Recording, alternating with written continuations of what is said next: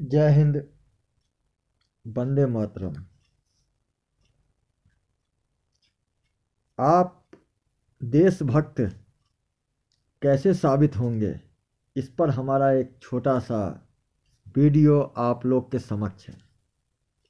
अगर आप सभी भाइयों को अच्छा लगे तो लाइक सब्सक्राइब जरूर करें।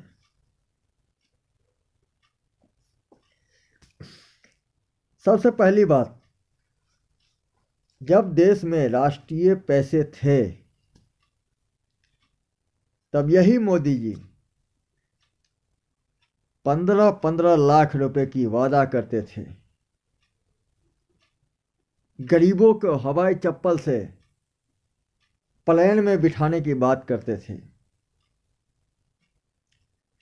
और आज यही मोदी जी देश की जितने भी सरकारी संपत्तियां हैं, जिसे हम देश विक्रेता कहते हैं और देश का सत्यानाशक कहते हैं, और यही आज मोदी जी देश बेचने का काम कर रहे हैं। पहला,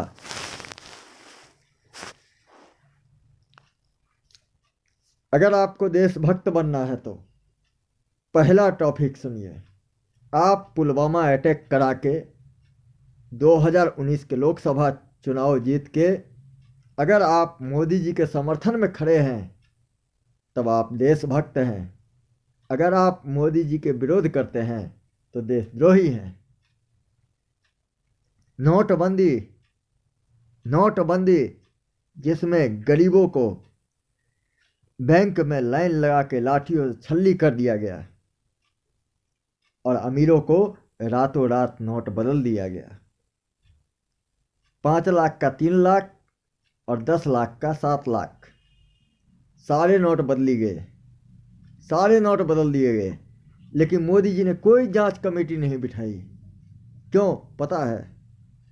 क्योंकि आपके नोटबंदी से और उनके नोटबंदी से आपको नहीं फायदा हुआ, वो अरबपतियों को फायदा हुआ। अगर वही अरबपति नोट बदल लिए तो उनको पार्टी फंड में डिवाइड कर दिए ताकि वो चुनाव प्रचार कर सके, संसद विधायक खरीद सके, भारत की संपत्ति को नीलाम कर सके और गरीब जनता को क्या करें? भिखारी बनाए। ये देश सिलसिला आज भी चलता है और आगे भी चलता रहेगा।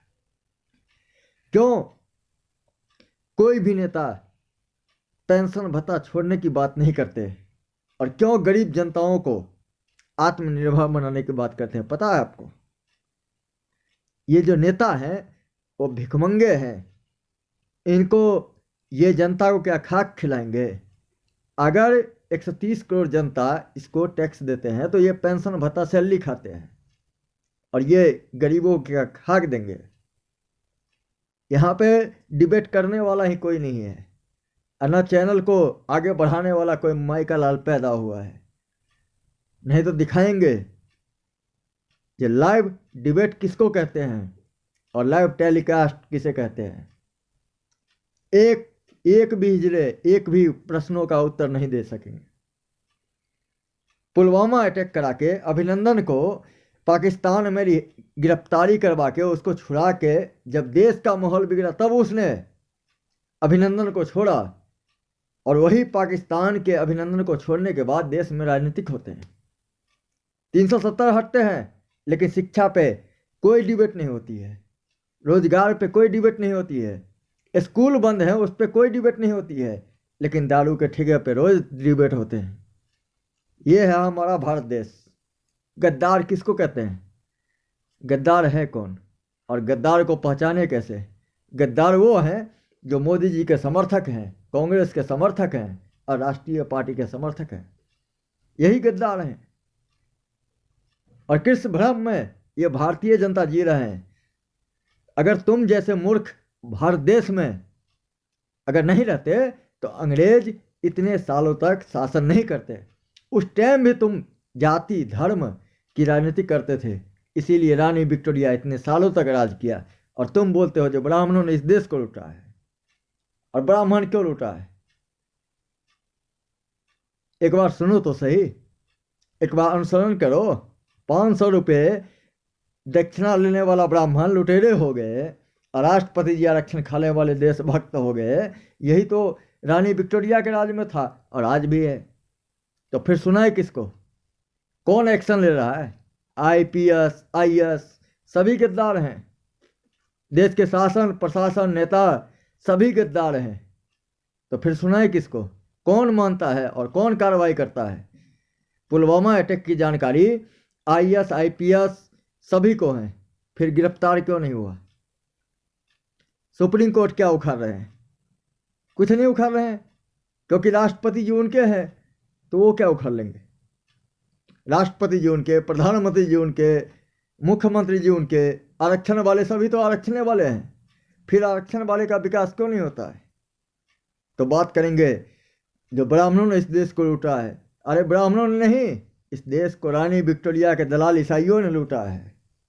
इस भारत देश को ईसाई ऐसा षड्यंत्र है जो भारत देश को तहस नहस करके ही दम लेंगे। और आरएसएस का एजेंट कौन, ईसाइयों का एजेंट कौन है पता है आपको? आरएसएस वाले, जो आज तक हिंदुत्व के नाम पे ये सनातन धर्म वाले को चूतिया बनाया, सनातन धर्म वाले को जाति प्रमाण पत्र लगा के जनरल के नाम पे टैक्स लेके और हिंदुत्व का ज्ञान देते हैं, और उसी सामान्य वर्ग पे एसटी एक्ट का दुरुपयोग करते हैं, और ये सामान्य वर्ग हिजड़े की तरह ताली बजाते हैं। ये इनकी औकात है। इन्हें अपने बारे में कुछ पता नहीं है जो हम हैं क्या, हम क्या हैं। इसको डरा दिया गया है जो तुम 2% हो, तुम्हारी औकात कुछ नहीं है। और 2% सिख ने पूरा दिल्ली में एकता के साथ पूरा दिल्ली को हिला दिया, और तुम बोलते हो जब हम 2% हैं हम क्या उखाड़ लेंगे। तो फिर इतना ही कहूँगा, जब तक ये सब कुछ नहीं है, आपकी आपसी धर्म राजनीतिक को हटा के आप किसान आंदोलन का साथ दें, मजदूर आंदोलन का साथ दें। और दिल्ली में जो हो रहे हैं वो किसान आंदोलन बिल्कुल देशभक्तों का है। हमने पहले भी बहुत सारे देशभक्त खोए हैं, और मैं अभी जो भी वहाँ बैठे हैं दिल्ली बॉर्डर पे, चाहे वो दीपक फौजी जी हों, चाहे वो राकेश टिकैत जी हों, मैं इन जैसे देशभक्तों को नहीं खोना चाहता हूँ। इसलिए मैं लाइव वीडियो बना रहा हूँ। आप लोग धर्म की राजनीति छोड़ के शिक्षा, स्वास्थ्य, रोजगार पे डिबेट करिए, और इन गद्दारों को सही आंदोलन की सही दिशा दीजिए। वो आप पे तय करते हैं। आपकी बच्चे के भविष्य, आपके बच्चे भीख मांगेंगे कटोरा लेके, कोई और नहीं आएगा। इसलिए बोलते हैं किसान मजदूरों का साथ दीजिए और इस आंदोलन को आगे करिए। जरूर आप लोग एक बार सुनिएगा। ये देश हित में है, ये समाज हित में है, ये अंग्रेजों के दलाल के विरोध में है। इसीलिए ये लाइव बनाया गया है। धन्यवाद आप सभी का। जय हिंद, भारत माता की जय, वंदे मातरम, इनकलाब जिंदाबाद, जय क्रांति।